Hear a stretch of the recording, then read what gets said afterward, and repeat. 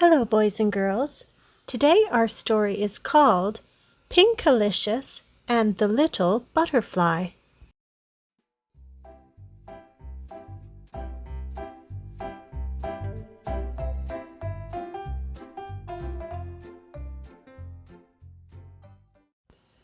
Pinkalicious and the Little Butterfly by Kann.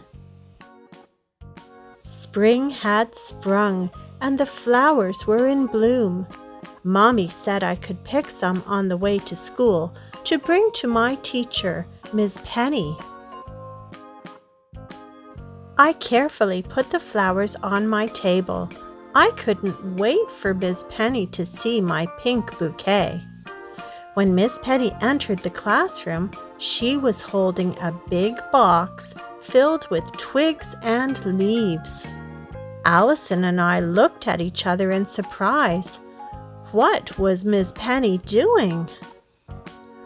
"Good morning, class," Miss Penny said. "I have a surprise for you."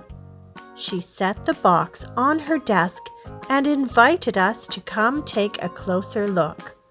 I peered into the box and saw... "Ew, worms!" Tiffany shrieked. "Cool," Jack said. Miss Penny laughed. "They're not worms, they're caterpillars. One day soon, they will turn into beautiful monarch butterflies."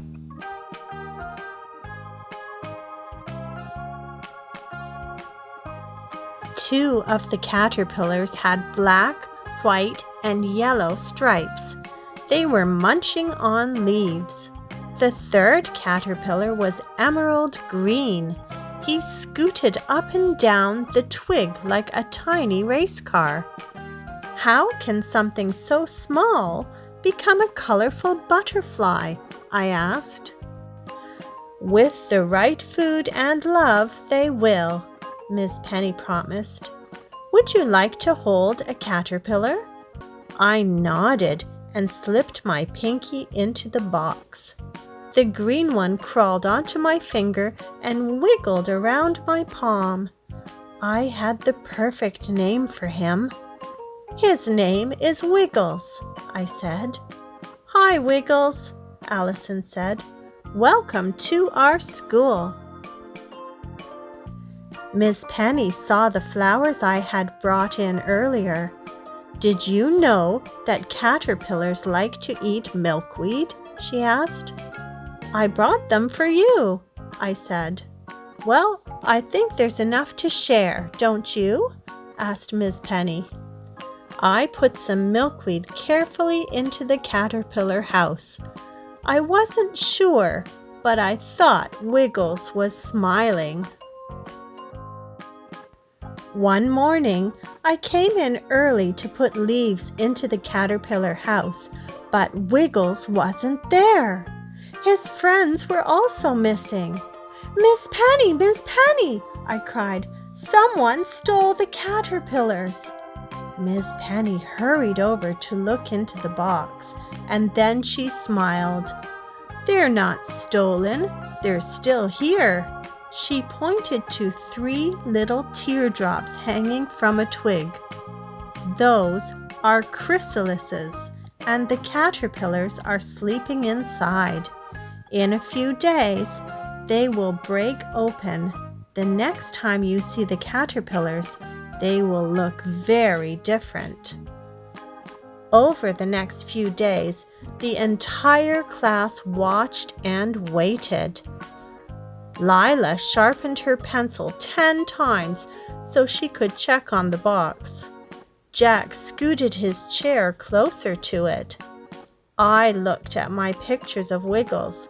I missed my caterpillar. "Look," Molly said after lunch. "The chrysalises are moving." We all hurried over to watch.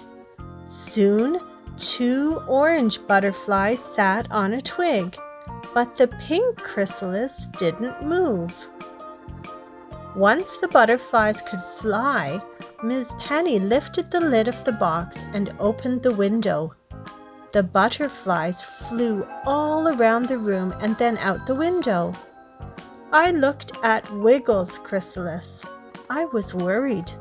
Would I ever see my wiggly friend again? At home that night, I couldn't stop thinking about Wiggles. Were his wings stuck? Was he lonely? Did he have enough food? I drew a fairy princess riding a magnificent butterfly. Maybe if I showed Wiggles my picture tomorrow, he would come out and fly. "What's wrong, Pinkalicious?" Daddy said as he entered my room that night. I told him about Wiggles, and he gave me a hug. "I'm sure Wiggles will have his wings in no time," he said.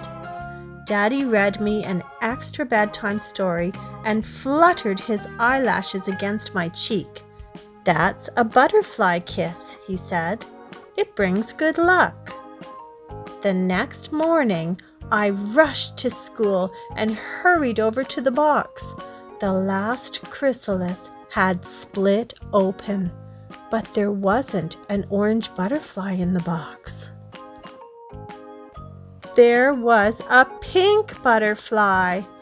"Wiggles!" I gasped. Wiggles delicately flapped his pinkatastic wings. He gently fluttered from the twig to the flowers.